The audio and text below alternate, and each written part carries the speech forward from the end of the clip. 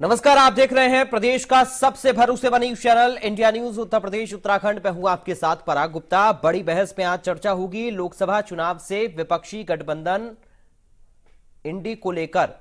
दरअसल दिल्ली में हुई चौथी बैठक में सपा अध्यक्ष अखिलेश यादव ने साफ कर दिया है कि वो इस गठबंधन में बसपा का साथ नहीं चाहते। समाजवादी पार्टी का साफ कहना है कि बसपा भरोसेमंद सहयोगी नहीं है, वो हमेशा बीजेपी की मदद करती है। जबकि कांग्रेस महासचिव प्रियंका गांधी की कोशिश है कि बसपा इंडी गठबंधन के साथ आए और मजबूती से चुनाव लड़े। सूत्रों की माने तो प्रियंका गांधी की बसपा के साथ बातचीत भी जारी है, जिसके बाद इंडी गठबंधन की एकता पर बड़े सवाल खड़े हो रहे हैं।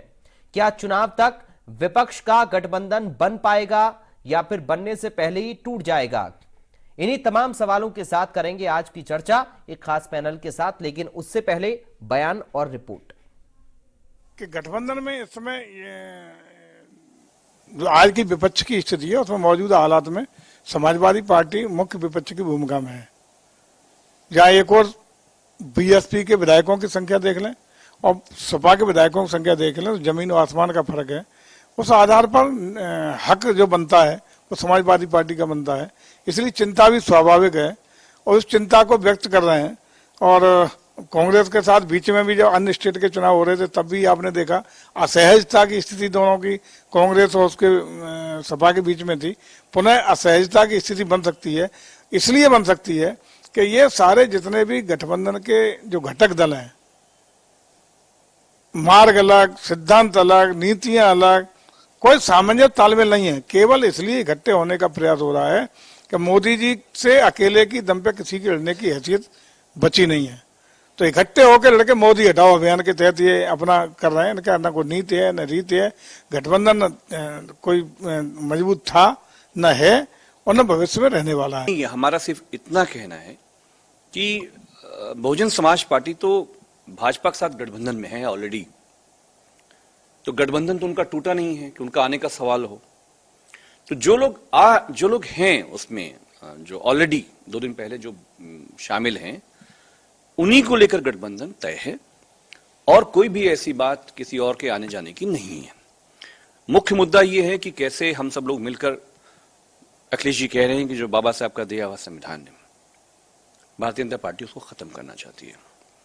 आज 19 में जो कुछ हुआ था, अगर 22 में बहन जी चाहती तो योगी आदित्यनाथ जी नहीं आते, लेकिन उस संविधान को तहस नहस करने के लिए और सिर्फ भारतीय जनता पार्टी को मदद करने के लिए जो कुछ हुआ वो आपके सामने है। 2024 के लोकसभा चुनाव को लेकर जहां इंडिया अलायंस अपने घटक दलों के साथ मिलकर सीट शेयरिंग का फॉर्मूला तलाशने में जुटी है, वहीं इसी बीच बसपा से बातचीत की चर्चा ने एक नया मोर्चा खोल दिया है। समाजवादी पार्टी और बसपा के साथ 2019 में हुआ अलायंस बसपा के लिए भले ही फायदेमंद रहा हो, लेकिन समाजवादी पार्टी के लिए हर लिहाज से नुकसानदेह रहा। लिहाजा समाजवादी पार्टी इस बसपा की एंट्री से उत्तर प्रदेश में लोकसभा चुनाव में इंडिया अलायंस में पार्टी के तौर पर हाशिए पर आ सकती है।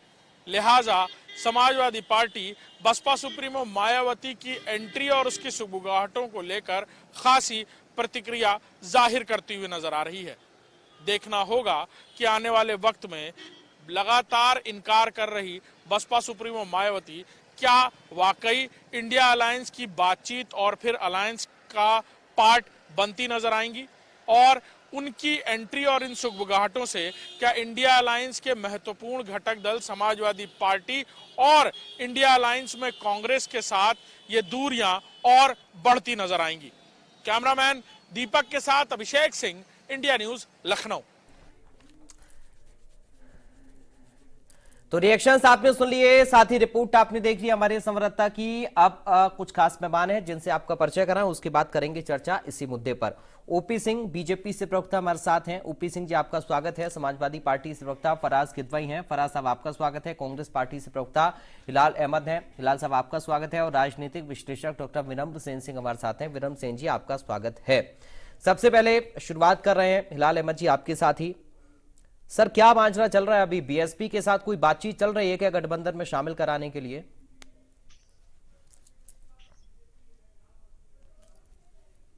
हिलाल साहब, आपकी आवाज नहीं आ रही है, आप शायद म्यूट है, अनम्यूट करिए।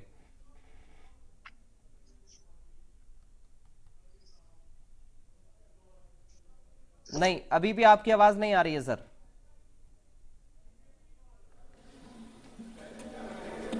चलिए इसको देखते हैं सर, टेक्निकल फॉल्ट है कुछ। मैं माफी चाह रहा हूं आपसे, आपके पास मैं लौटूंगा। फराज केतवाई साहब के पास हम चल रहे हैं। फराज साहब, आपको मेरी आवाज आ रही है? जी पराग जी, आ रही है आपकी जी आवाज। सर, बीएसपी गठबंधन में शामिल होगी नहीं होगी, इस बात की चर्चाएं बहुत जोरों पर इस वक्त चल रही हैं सर। क्या है पूरा मामला, जरा समझाइए तो। पराग जी देखिए, ये डिसाइड करना है बीएसपी को कि वो इंडिया गठबंधन के साथ आकर के भारतीय जनता पार्टी की जो जन विरोधी, महिला विरोधी, किसान विरोधी, मजदूर विरोधी सरकार है, इसको हटाना है, या अंदर से भारतीय जनता पार्टी के साथ हाथ मिला करके उनकी मदद करनी है, या भारतीय जनता पार्टी के साथ खुल करके जाना है। ये बहुजन समाज पार्टी को डिसाइड करना है जी। लेकिन एक चीज की पराग जी, अगर आप एनालिसिस करिएगा तो क्या रीजन है कि 1989 में बहुजन समाज पार्टी का जो वोट शेयर था वो 9.41% था, और आज भी करीब 12-13% के आसपास इनका वोट शेयर घूम रहा है जी। और 1989 में इनकी जो 13 सीटें हुआ करती थी और आज इनकी मात्र 1 सीट पर रह गई है। तो बीएसपी को ये डिसाइड करना पड़ेगा, ये देखना पड़ेगा कि ऐसा क्यों हो रहा है। भारतीय जनता पार्टी के प्रेशर में आकर के अगर इनको लोकतंत्र को बचाने की लड़ाई नहीं लड़नी है तो अपने कार्यकर्ताओं को फ्री कर दें। फिर ये आज बहुजन समाज पार्टी का जो कार्यकर्ता है, मेरी तो बूथ लेवल के कार्यकर्ता, मैं तो गांव से आता हूं, बूथ लेवल के इनके कार्यकर्ताओं से भी बात होती है, इनके विधानसभा स्तर के भी कार्यकर्ताओं से बात होती है। अजीब कंफ्यूजन की स्थिति है। बीएसपी का कार्यकर्ता समझ ही नहीं पा रहा है पराग जी इनको कि उसको करना क्या है। बहुजन समाज पार्टी वो पार्टी है जो मान्यवर काशीराम साहब के अथक प्रयासों के बाद, उनकी कुर्बानी के बाद, उनके बलिदानों के बाद, लखनऊ से लेकर के दिल्ली तक वो साइकिल से उन्होंने यात्राएं की और तब जाकर के मान्यवर काशीराम साहब ने एक मिशन खड़ा किया, जिस मिशन का नाम बहुजन समाज पार्टी था। और उस मिशन को ऑक्सीजन देने का काम श्रद्धेय नेताजी ने किया 1993 में, जब बहुजन समाज पार्टी के साथ इन्होंने श्रद्धेय नेताजी ने गठबंधन किया और बहुजन समाज पार्टी की 13 से सीटें बढ़ करके 67 हो गई। उसके बाद में हमारे राष्ट्रीय अध्यक्ष आदरणीय अखिलेश यादव जी ने 2019 में इनको ऑक्सीजन दिया और तब इनकी लोकसभा की 10 सीटें आ गई। तो कब तक हम लोग ऑक्सीजन देते रहेंगे पराग जी इनको? ठीक है। बहुजन समाज पार्टी को भी तो ये सोचना पड़ेगा ना कि उनको भारतीय जनता पार्टी के प्रेशर से निकलना है कि नहीं निकलना है। हाँ। आखिर बाकी पार्टियां लड़ रही है कि नहीं लड़ रही है? बताइए ओपी सिंह जी, इतना प्रेशर दे रखा है आपने कि वो डिसाइड ही नहीं कर पा रही है। बहन जी, आपको लग रहा है क्या जाएंगी? चलिए, ओपी सिंह साहब भी अभी हमारे साथ नहीं है। मैं विरम सिंह जी के पास चल रहा हूँ। विरम जी, आपको आवाज मिल रही है सर मेरी? हाँ जी, बिल्कुल। सर, कैसे एनालिसिस कर रहे हैं? लगातार खबरें रोजाना सामने आ रही हैं, कभी बातचीत हो रही है, कभी समाजवादी पार्टी कहती है कि हम साथ नहीं रहेंगे, बीएसपी आएगी। तो चल क्या रहा है सर, आप क्या देख पा रहे हैं? देखिए अब ये इंडिया गठबंधन का ये जो रुख नया कल से हम लोग देख रहे हैं, ये बड़ा रोचक है और अभी इसको बहुत कुछ समझना मेरे ख्याल से बाकी है। जी, अखिलेश यादव एक तरफ बार बार कह रहे हैं कि बहुजन समाज पार्टी अगर इंडिया गठबंधन में शामिल हुई तो हम बाहर हो जाएंगे, या इससे हमें एतराज है बहुजन समाज पार्टी को इंडिया गठबंधन में शामिल करने से। प्रियंका गांधी बावजूद इसके अखिलेश यादव की इस कड़ी आपत्ति के वह बहुजन समाज पार्टी की बहन माया कुमारी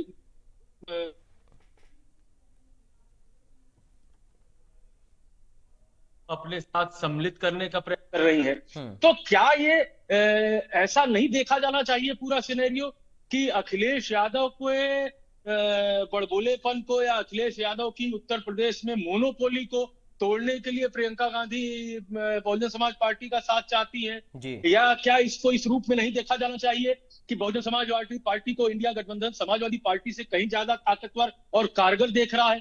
तो इस रूप में भी अभी इसकी एनालिसिस, अभी तो ये कल से ही ये बात शुरू हुई, तो इसलिए इस रूप में भी इसकी एनालिसिस बहुत जरूरी है कि कहीं ना कहीं इंडिया गठबंधन के शीर्ष नेताओं का अखिलेश यादव और समाजवादी पार्टी से मोह भंग होता हुआ दिखाई पड़ रहा है, तभी जाकर के उनको बहुजन समाज पार्टी का दरवाजा खटखटाना पड़ रहा है। अन्यथा उनको बहुजन समाज पार्टी के पास जाने की जरूरत क्या थी अगर कोई शक्ति नहीं है? ये तो लोकतंत्र है ना। जैसे फराज साहब ने कहा कि बहन जी को चाहिए कि अगर वो भाजपा के खिलाफ नहीं लड़ती है तो अपने कार्यकर्ताओं को फ्री कर दें। तो मैं तो ये समझता हूं कि लोकतंत्र में हर एक व्यक्ति फ्री है, कोई गुलाम किसी का भी दास प्रथा और सामंत प्रथा तो है नहीं कि कोई किसी को गुलाम बनाए है या कोई किसी को रोके है। हर कार्यकर्ता फ्री है, तमाम लोग एक दल से दूसरे दल से तीसरे चौथे दल में जा रहे हैं, सामान्य कार्यकर्ता से लेके बड़ा नेता। लेकिन क्या कारण है कि आज भी इतनी इनएक्टिव होने के बाद भी बहुजन समाज पार्टी की नेत्री सुश्री मायावती के साथ उनकी अपनी जो पर्सनल वोट बैंक है चुंबक की तरह चिपका हुआ। ये एक बड़ी ताकत है बहुजन समाज पार्टी की, जिसको शायद प्रियंका गांधी और राहुल गांधी और मल्लिकार्जुन खड़गे इस बात को समझ रहे हैं, इसीलिए उनके पास दौड़ के जा रहे हैं। और इसके एवज में वो अखिलेश यादव को भी एक बार छोड़ने के लिए तैयार है। क्योंकि सीधा ऐलान कर रहे हैं अखिलेश यादव, ठीक है, कि अगर आप वहां जाएंगे तो हम नहीं जुड़ेंगे। तो मेरी समझ में ये मुझे आता है। हिलाल अहमद जी शायद जुड़ गए हमारे साथ। हिलाल जी, आपको आवाज मिल रही है? आपकी आवाज नहीं आ रही है सर। आप सर म्यूट हैं शायद, अनम्यूट करिए एक बार।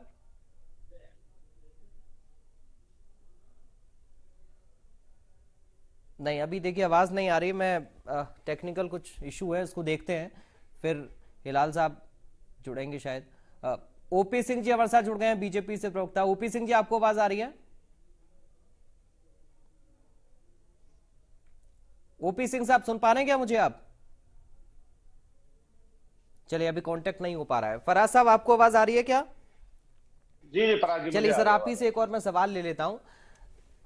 अभी आपने कहा कि अब मायावती डिसाइड करेंगी कि वो बीजेपी के प्रेशर से निकल पा रही हैं या नहीं निकल पा रही हैं। बार बार आप लोग क्यों सर ऐसा बोलते हैं कि बीजेपी का प्रेशर है या फिर बीजेपी के लिए, बीजेपी को फायदा पहुंचाने के लिए मायावती जी काम कर रही हैं? उनकी अपनी एक अलग पार्टी है और वो भी इंडिपेंडेंट है, वो भी कहीं भी चुनाव लड़ सकती है। अब कांग्रेस पार्टी ने तो आपके ऊपर यह भी आरोप लगाए थे मध्य प्रदेश में कि अगर आप बीजेपी को जिताना चाहते हैं तो अलग लड़िए, और आप लड़े भी अलग। नहीं, देखिए आप बिल्कुल सही बोल रहे हैं पराग जी कि बहुजन समाज पार्टी एक सेपरेट एंटिटी है और डेमोक्रेटिक सिस्टम में उनको अलग चुनाव लड़ने का अधिकार है, तो वो लड़े। उनको किसने रोका है? भाई आज ही मायावती जी ने ही तो आज प्रेस कॉन्फ्रेंस की, उस पर उन्होंने नसीहतें समाजवादी पार्टी को दी। अरे ये नसीहत जरा से भारतीय जनता पार्टी को भी दे देती कि उन्हीं के सांसद को दानिश अली को रमेश बिधूड़ी, जो भारतीय जनता पार्टी के सांसद हैं, उन्होंने कितना बुरा भला कहा। और उनके सांसद की लड़ाई हमारे नेता आदरणीय अखिलेश यादव जी और समाजवादी पार्टी के लोग लड़ रहे थे, और उसके बाद में उन्होंने अपने उसी सांसद को निकाल दिया। तो इन सब चीजों से पराग जी लगता है कि कहीं ना कहीं भारतीय जनता पार्टी से बीएसपी की जो है वो अंडरस्टैंडिंग। लेकिन एक चीज सर, मैं फराज साहब देखिए, कांग्रेस पार्टी की जो सोच है या फिर गठबंधन में जो विपक्षी नेता अगर चाहते हैं कि बहन जी आए, तो उनकी सोच के पीछे मुझे तो यही कारण नजर आता है कि अगर आपको मुकाबला बीजेपी के साथ करना है तो सारी पार्टियां एक होंगी, तभी तो फिर दो कोणीय मुकाबला होगा, वरना त्रिकोणीय बनेगा तो फायदा पहुंचेगा बीजेपी को। तो आप नहीं चाहते कि उत्तर प्रदेश में सहयोग बीएसपी का लें? ये साफ तौर पर आप कह रहे हैं कि हमें कोई जरूरत नहीं है बीएसपी की, अगर बीएसपी आएगी तो हम नहीं आएंगे। नहीं पराग जी, देखिए आप शायद उसको अगर ठीक से हमारे राष्ट्रीय अध्यक्ष आदरणीय अखिलेश यादव जी की स्टेटमेंट को अगर एनालाइज करिएगा तो उसके एनालिसिस के बाद निष्कर्ष यही निकलता है कि बहुजन समाज पार्टी को ये सोचना पड़ेगा कि वो भारतीय जनता पार्टी को हराने के लिए सीरियस है कि नहीं है जी। आज माननीय बहन जी की हमने पूरी प्रेस कॉन्फ्रेंस सुनी, उन्होंने क्या बोला कि जो विपक्षी सांसद निलंबित हुए हैं उन्होंने महामहिम उपराष्ट्रपति जी के साथ जो टिप्पणी की वो गलत थी। उन्होंने क्या बोला कि समाजवादी पार्टी को उन्होंने नसीहतें दे डाली। अरे सारी नसीहत जब आपको विपक्ष को ही देनी है तो इसका मतलब हम लोग क्या समझे? इसका मतलब तो यही समझेंगे ना कि वो भारतीय जनता पार्टी के साथ कहीं ना कहीं सॉफ्ट कॉर्नर रख रही है। तो पहले उनको तय करना पड़ेगा कि वो भारतीय जनता पार्टी को हराना चाहती है कि नहीं चाहती है। पराग जी बस एक 30 सेकंड मुझे और दे दिएगा। बहन कुमारी मायावती जी ने या बहुजन समाज पार्टी के किसी नेता ने आज तक ये नहीं बोला कि इलेक्शन कमीशन का जो अपॉइंटमेंट होना है उसमें चीफ जस्टिस ऑफ इंडिया को रिप्लेस करके भारतीय जनता पार्टी की जो सरकार है अपने एक मिनिस्टर से उन्होंने रिप्लेस कर दिया। इस पे माननीय बहन जी ने कुछ नहीं बोला। तमिलनाडु हो चाहे पंजाब हो चाहे केरल हो, उसके गवर्नर्स विधानमंडल के द्वारा पारित किए हुए बिल्स को 2-3 साल तक रोके रहे, उस पर आदरणीय बहन कुमारी मायावती जी ने कुछ नहीं बोला। तो सारी नसीहतें जब विपक्ष के लिए हैं तो इसका मतलब इसके एनालिसिस अगर आप करिएगा, आप इतने बड़े जर्नलिस्ट हैं, तो इसका सीधा निष्कर्ष यही निकल रहा है कि कहीं ना कहीं उनका सॉफ्ट कॉर्नर है भारतीय जनता पार्टी के लिए। चलिए, ओपी सिंह साहब शायद जुड़ गए हमारे साथ। ओपी सिंह जी, आवाज आ रही है आपको? ओपी सिंह जी, आपको आवाज आ रही है क्या सर? जी आ रहा है जी जी, ओपी सिंह जी, आपने सुना क्या फराज किदवई साहब को? वो कह रहे हैं कि एक बड़ा कोई प्रेशर बीजेपी का है जो कि बहन जी तय नहीं कर पा रही हैं, क्योंकि आप लोगों के खिलाफ कोई बयान तो वो देती नहीं है, सारे बयान देती हैं विपक्षी गठबंधन के खिलाफ, विपक्षी पार्टियों के खिलाफ, तो फिर कैसे माना जाए कि वो आपको हराना चाहती हैं? देखिए 2024 चुनाव को देखते हुए समाजवादी पार्टी के जो समझ नहीं पा रही है कि किसके साथ जाए, किसके साथ न जाए, किसको जोड़ू, किसको तोड़ू। एक तो 2014 से लेकर के अब तक के जितने चुनाव हुए उसमें करारी हार का सदमा तो था ही था। मध्य प्रदेश में चुनाव लड़ने गए थे, पीडीए वाले क्षेत्र से 71 विधानसभा सीटों पर चुनाव लड़े, 0.5% वोट पाए। कितना? आधा % तो अब उनको समझ में, दूसरी बात ये है वो मुगालते में है, ये नहीं सोच पा रहे हैं कि 2019 में बहन मायावती के जब वो मेरठ की पश्चिम की सभा में गए थे, पूरा जो है 37 मुद्दा उनके चरणों में पड़ा था। तब तक इनको 5 सीटें मिली, 7 छोड़ने के बाद 2 सीटें वो भी गवा दिया, बची 3। तो इनके समझ में नहीं आ रहा है कि हम किसको जोड़े, किसको तोड़े। उधर कांग्रेस को रोज धमकी दे रहे हैं। अभी जो दिल्ली में बैठक हुई उसमें साफ जब मीटिंग शुरू हुई उसके पहले अखिलेश यादव ने कांग्रेस से पूछ लिया, ये बताइए बहन मायावती के आपका कुछ चल तो नहीं रहा? अगर चल रहा है तो फिर हमारा साथ छोड़िए। उन्होंने जिस तरह से सफाई दिया, भारतीय जनता पार्टी को इन चीजों से कोई लेना देना नहीं, कौन जुड़ रहा है कौन टूट रहा है। और देखिए ये जो 3 विधानसभाओं का चुनाव हुआ है, खासतौर से छत्तीसगढ़, मध्य प्रदेश और राजस्थान का, यहाँ डिबेट में क्या बोलते थे कि इंडिया गठबंधन बीजेपी को हराएगा और 3 जगह से सरकार जाएगी। मतलब वह सरकार किसकी बनेगी? इंडिया गठबंधन की बनेगी। ठीक है। क्या कर रहे थे? बसपा, समाजवादी पार्टी फराज जी कुछ दिखा रहे हैं शायद। निकाल कर जोर आजमाइश कर ली और किसी की जमानत बची नहीं। 2024 चुनाव को ये तीनों का जो संदेश गया और लगातार जो 2014 से हार हो रही है, ये अपनी वजूद को बचाने के लिए, अपने सीटों को बचाने के लिए ये भले थोड़ी देर के लिए गठबंधन कर ले, ठीक है, वरना इनका जो गठबंधन का स्वरूप है वो पिछले 1 साल से देश की जनता देख रही है। ठीक है। दूसरी बात, 1 सेकंड और मैं बात करके समाप्त करता हूँ। मुझे इस गठबंधन से कोई लेना देना नहीं है ना भारतीय जनता पार्टी को, लेकिन अखिलेश जी का अहंकार ये बोलता है कि उत्तर प्रदेश में सीटों के बंटवारे में मुख्य भूमिका समाजवादी पार्टी की होगी। मतलब कि बाकी पार्टियों की दयनीय स्थिति यह है कि हम जितना आपको कांग्रेस को दे दिए उतना आप लड़ लीजिए, जितना हमने आपको दिया उतना दे दीजिए, क्योंकि वो ये मान रहे हैं, हालांकि लोकसभा में 3 नंबर उत्तर प्रदेश की ये पार्टी है समाजवादी पार्टी, कि इसमें जिसको जितने सीट देंगे वो मर्जी पर मेरे साथ मिलकर के चुनाव। तो इसी स्थिति में क्या होगा भगवान मालिक है इन लोगों को। फराज साहब कुछ दिखा रहे थे सर, एक शॉर्ट में रखिए, क्या बताना चाह रहे थे आप? जी मैं ये दिखा रहा था कि अभी आप जब ओपी सिंह जी को पूछ रहे थे कि आपकी आवाज जा रही है, तो ओपी सिंह साहब को आपकी आवाज नहीं सुन रही थी। असल में भारतीय जनता पार्टी को अब जनता की आवाज नहीं सुनाई देती है पराग जी। प्रॉब्लम ये है, चाहे मीडिया की आवाज हो, आपकी आवाज हो, चाहे मेरी आवाज हो, चाहे जनता की आवाज हो, ये कोई टेक्निकल एरर नहीं है। ये एरर भारतीय जनता पार्टी के डीएनए में है कि जनता की आवाज भारतीय जनता पार्टी के कानों तक नहीं पहुंचती है, पहली बात। दूसरी बात जो मैं आपको दिखा रहा था वो ये कि उत्तर प्रदेश की जो पुलिस है वो एक दलित महिला का रेप होता है और उसको अक्यूज को बचाने के लिए पूरी कोशिश कर रही थी। ये मैंने एक अखबार, बहुत ही लीडिंग इंग्लिश का अखबार है, ये बोल रहा है। तो बेसिकली क्या है कि बहन कुमारी मायावती जी एक दलित समाज से आती हैं और दलित समाज के लिए क्या कितना भारतीय जनता पार्टी सिंसियर है वो ये रिपोर्ट ही दिखाती है।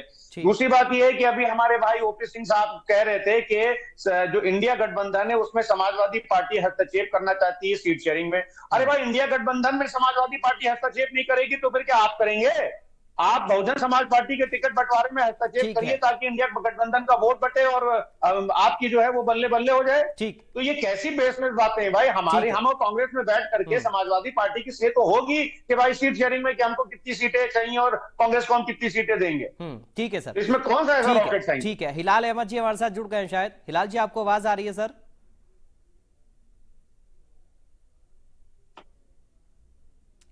हिलाल जी की आवाज नहीं आ पा रही है कंटिन्यूअसली।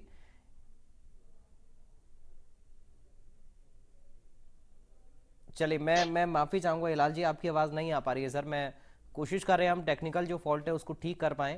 ताकि आपसे भी हम कांटेक्ट करें और समझ पाएं, बातचीत कर पाएं कांग्रेस का क्या स्टैंड है और आगे चल के क्या रणनीति किस तरह से। विनम्र जी, अभी मैं एक खबर कहीं पढ़ रहा था तो उसमें आकाश आनंद ये कह रहे हैं कि हम नफरत वाली राजनीति की तरफ नहीं जाना चाहते हैं, और उन्होंने ये भी कहा, ये चाहे उन्होंने विपक्षी गठबंधन को लेकर कहा हो या फिर जिसको लेकर कहा हो ये तो वही जान सकते हैं। उन्होंने साथ में ये भी कहा कि एक समय पर कांग्रेस का डर दिखाकर भी कुछ लोग सत्ता में आए और आज उसका जो अंजाम है वो देश भुगत रहा है। तो वो दोनों तरफ निशाना क्या साध रहे हैं, क्या कहने की कोशिश कर रहे हैं, और मायावती की तरफ से भी कुछ क्लियर नहीं हो पा रहा है अभी।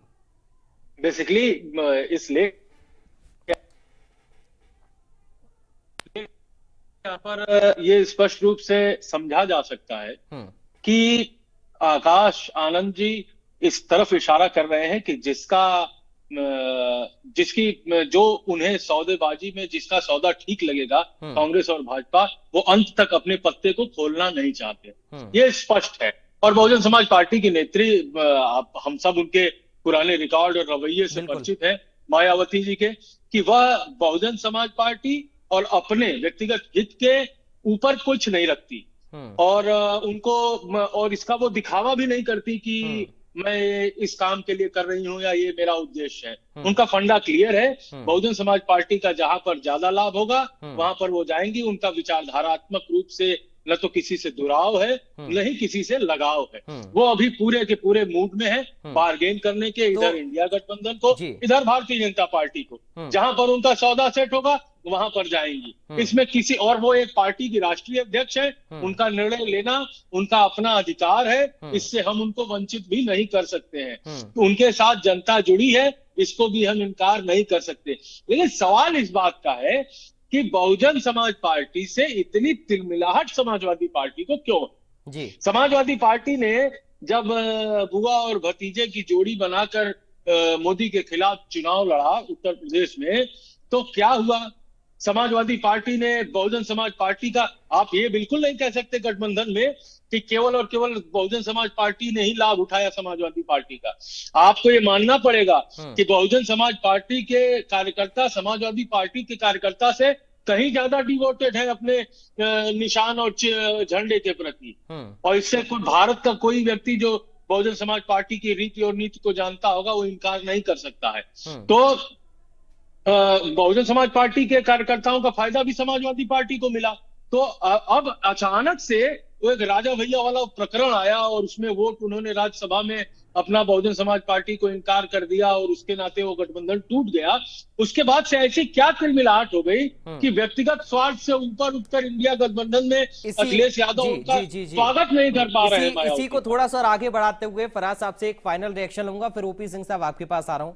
फराज साहब, 2019 में हमने देखा था जब आप लोगों का गठबंधन हुआ था बहन जी के साथ में, तब अखिलेश यादव ने मायावती जी को खूब तवज्जो दी और खुलकर उन्होंने कहा कि मायावती जो तय करेंगी उसी हिसाब से, यानी कि दोनों पार्टियां मिलकर अच्छे से हम लोग चुनाव लड़ेंगे, मिलकर चुनाव लड़ेंगे।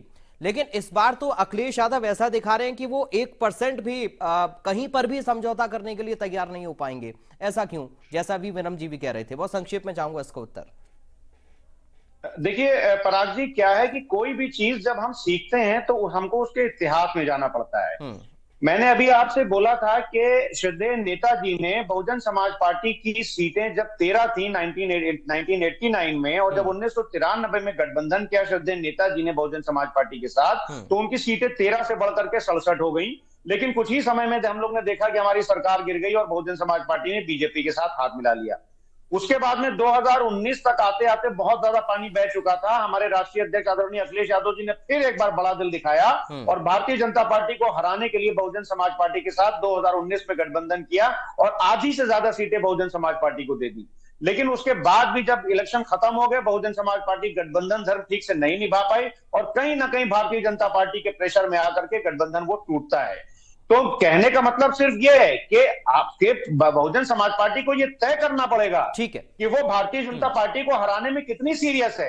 अगर भारतीय जनता पार्टी को हराने में बहुजन समाज पार्टी सीरियस है तो आए, उनका स्वागत है। लेकिन ऐसे थोड़ी ना काम चलेगा कि नीचे नीचे भारतीय जनता पार्टी से हाथ मिलाए रहे और ऊपर से तो साहब कुछ बहन जी बोलेंगे नहीं। ठीक है, ओपी ये तो तय करना पड़ेगा ना। कि हिलाल जी शायद जुड़ गए हमारे साथ। हिलाल जी, आपको आवाज आ रही है मेरी?